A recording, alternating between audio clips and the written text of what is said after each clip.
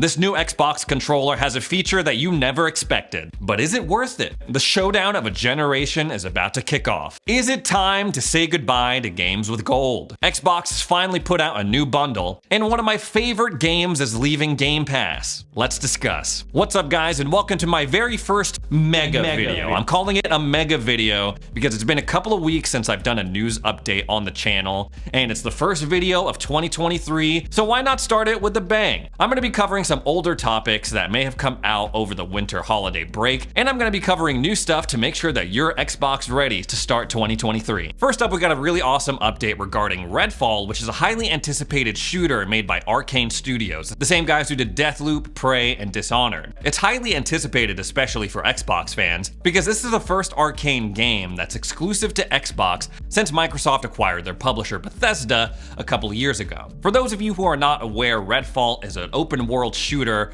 where you go to this island called Redfall and fight off this crazy vampire infection. You can go all the way up to 4-player co-op, or if you want a more traditional Arkane experience, like in Dishonored, like in Deathloop, you can play it through single as well. Now, this game was originally supposed to come out in 2022, but obviously that did not happen. There's been rumors floating around that it's going to be released in May of 2023, specifically the first week in May. Since then, Jez Corden and his team at Windows Central have corroborated with their own sources and confirmed that rumor. They say, yes, Redfall is probably going to come out in that first week with a chance to have like an early access situation like we saw with Forza Horizon 5, where people get like the collector's edition, a premium edition of some sort, which gives them an early week of access that would allow them to play the game in April. Now again, this is really awesome news for Xbox fans, and it provides further clarity on what we have to look forward to in these first couple of months of 2023. Now, I talked a little about this in a previous video, but especially when it comes to Game Pass,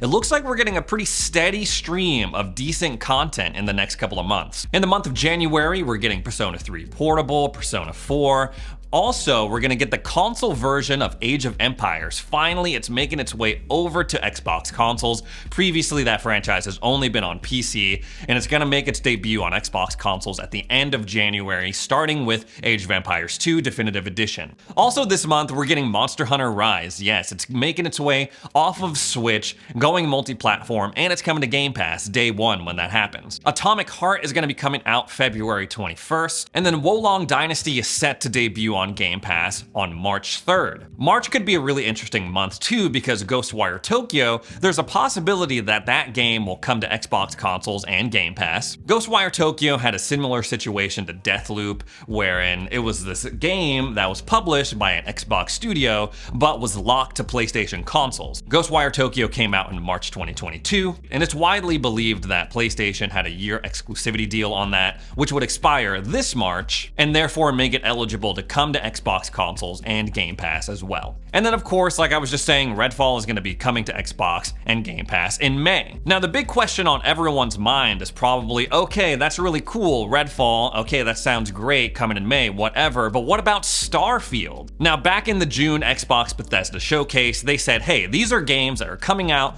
guaranteed in the next 12 months. And Starfield was amongst those games that they showed off, giving me the impression that, okay, it's going to come at the latest June 2023. But now that Redfall sort of has this release date for May, I'm not too sure if Starfield is gonna make that cutoff. Sure, they could release it before Redfall, but I've always been under the impression that Redfall, that was gonna release first, and then they were gonna release Starfield. Starfield is obviously a game that they have to be careful with when they release because it's so huge. You want people to have a lot of time with it. You want it to breathe a little bit in terms of the schedule, because it seems like they intend for people to spend hundreds and hundreds of hours into the game. So I personally feel like they wouldn't like drop it, you know, say in February or March, because they want people to spend more time with it, not just play it a little bit and then move on to Redfall. Or worse yet, people be so wrapped up in Starfield that they don't pay any attention to Redfall at all. There are supposed to be many more games coming to Game Pass, coming to Xbox consoles in the first half of 2023, but all the games I just mentioned are the ones that have firm release dates. If you want to keep up to date on all the games that you have to look forward to coming to your Xbox console, consoles,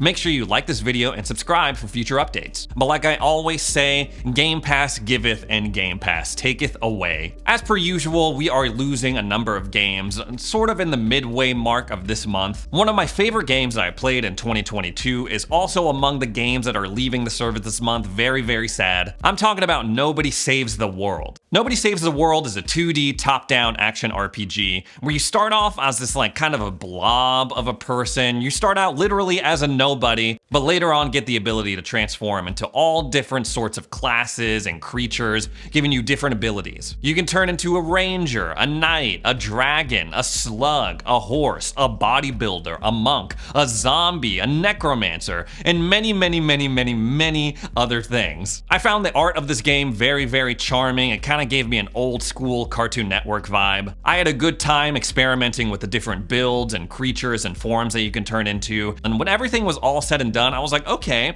this is a pretty decent story as well. I was invested. I had a great time with it. Shame that it's leaving Game Pass, but if you want to play it for yourself, you can play it as part of your subscription until January 15th. Maybe before, maybe a little bit after that. Make sure you keep up to date on the Leaving Soon tab on your Game Pass. Or alternatively, before it leaves Game Pass, you can buy it to keep forever and you get a 20% discount on that purchase. The other games that are leaving the service are as follows: Danganronpa Trigger Happy Havoc Anniversary Edition, Nobody Saves the World, like we were just talking about, Paparazzi, The Anacrusis, and Windjammers 2. Xbox is rolling out a new bundle for anyone who wants to pick up a Series X. This bundle is going to be priced at $559, and it comes with the console, the Xbox Series X, a controller, and what is essentially the premium edition of Forza Horizon 5. It'll also come with that Hot Wheels DLC that they put out not too long ago, and the future DLC that they're going to come out with at a later date. The premium edition basically gives you like a bunch of free cars in your garage,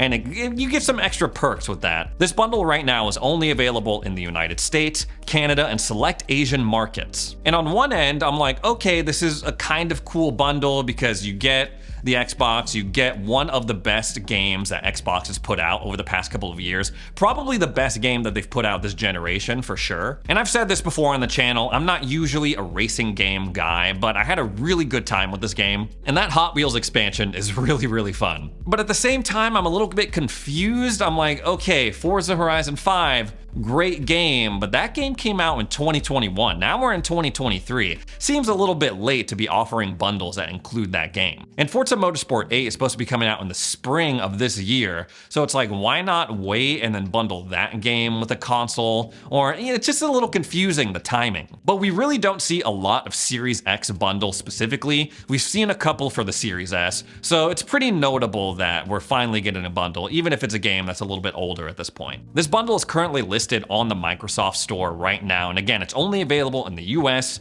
Canada, and select parts of Asia, but it's going to be rolling out to Europe and Latin America later this month. Next up, let's talk about the legal showdown that is poised to change the video game industry forever. I'm talking about the FTC's lawsuit against Microsoft to prevent the acquisition of Activision Blizzard. Now, it's just dawning on me that it's been almost a year when Microsoft came out and announced their intentions to buy Activision Blizzard, and that was a huge day for Xbox fans. We were suddenly imagining the scenario of like, oh my god, there's so much content that's gonna make its way over to Game Pass. Maybe they'll revive like some forgotten IPs that they haven't worked on in a long time. This is gonna be awesome. And then a year later, it's been kind of a slog, let's be honest. A bunch of people have been challenging this, and all of that culminated with the FTC announcing that it was going to sue Microsoft in order to block that acquisition. And let's just say that complicates things, right? You never want to get sued for whatever reason. It's not a fun feeling, it's not a nice feeling. I mean, I've never been through that, but I imagine it's not a fun feeling. Microsoft was anticipating to get this deal done by June of 2023,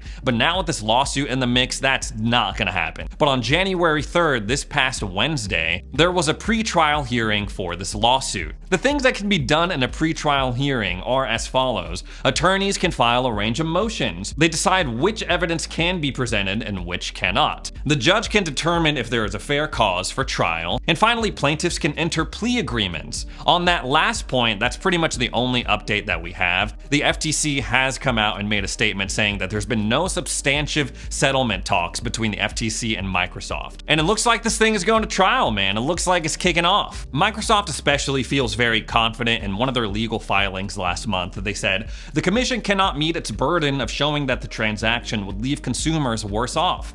Because the transaction will allow consumers to play Activision's games on new platforms and access them in new and more affordable ways. That's obviously in reference to them wanting to bring Call of Duty to not only keep it on PlayStation, but bring it to Nintendo Switch. So instead of like dropping a bunch of money every time a new Call of Duty comes out, you can just subscribe to Game Pass, play it for a little bit. And if you're not into it, you don't like it for whatever reason, and then it's like, okay, no skin off my nose because I just played it using my subscription. There was some good news regarding this acquisition for Microsoft. Chile's regulatory board has decided to go through and approve this deal. They said, no, we haven't found anything here that will hurt the local market in this country. They joined Brazil, Serbia, and Saudi Arabia, and countries that have approved the deal already. Over in the UK, the CMA has decided to extend its deadline to make a decision on this. So originally they were going to make a ruling on March 1st, 2023. They have pushed that back to April 26th of this year. According to Pure Xbox, there may be a scenario where they don't go all the way to that deadline, that they make a decision before that date. The CMA says it aims to complete the inquiry as soon as possible and in advance of this date. So at the very least, this spring, CMA will make a decision on whether or not they approve the deal or they deny the deal. Obviously, denying the deal from a market as big as the UK, that's going to present some issues for Microsoft, especially if this lawsuit is still ongoing. Hopefully we get some good news on that as Xbox fans, but again, at the very least, we're going to know their decision by April 26th. Up next, is it time to end games with gold? Is it time to end Xbox Live in general? This has been something the community has been discussing for a couple of months now, and it's been reignited this month because everyone is once again mad over the selection of games with gold. Not offering Xbox 360 games was a pretty big blow to the service, especially considering you used to be able to keep those games forever. People are especially critical of games with gold this month. That only includes Iris Fall and Autonauts. Now, I don't really know too much about those games, but from what I see on paper and what I see people talking about, they're not making me want to like go and run and download them immediately, especially when you compare them to the PlayStation Plus offerings this month, which include Jedi Fallen Order, Fallout 76, and Axiom Verge 2. Now, two of those games I just mentioned being given away as part of the PS Plus offerings, those are games that I play with my Game Pass Ultimate subscription, so it's not really any skin off my nose. I think we're all in agreement that games with gold, okay, it's time to go. And maybe if they stop offering these free games a month with your Xbox Live membership, they can maybe move some resources into some other areas of your Xbox experience. Maybe adding cooler third-party stuff to Game Pass every month. And there's actually a pretty interesting poll on Pure Xbox right now that literally asks, should Xbox ditch games with gold? So far, the top answer is definitely the games just aren't worth it anymore. In a close second, well, I guess it's not really close, it's a 14% difference. Yes, but only if we get a worthwhile replacement. That's pretty interesting. Third place is I'm not fussed, I only pay attention to Game Pass. That's where I voted. 10% said keep it, it's a decent Xbox Live gold perk. Tiny little fraction of people, 5% said, yes, I like games with gold. Now, me personally, I feel like Xbox should just restructure Game Pass to look like what PlayStation Plus looks like right now. Xbox Live, Game Pass, merge it into one thing, make Game Pass Live or something like that. Make it into 3 tiers. All of those tiers should come with multiplayer permissions. Whether it's this new kind of weird ad-based tier that they're experimenting with, or just the Game Pass basic plan. I just personally think that, okay, if they had just added these games to Game Pass rather than offering them through games with gold, I feel most people wouldn't have a problem with it. Game Pass, that's a new thing right now. I know we all love Xbox Live, we have good memories with Xbox Live Gold. All roads lead to Game Pass, that's all I'm saying. Next up, let's talk about some new controllers. Asus, or Asus, however you pronounce it, has revealed this new Xbox controller that has an OLED screen at the top of it. It's an officially licensed Xbox controller set to release this year called the ROG Raikiri Pro. Shout out to all my Naruto fans, I know y'all know what the Raikiri is. According to Pure Xbox, the screen, sized at a resolution of 128 by 40, can be programmed to show custom animations, images, or text. It'll also allow you to view battery... Dude, that tree just fell down. Wait, what? Taking a picture. No one will believe us. Oh my god. All right, we're gonna get back to work. Okay.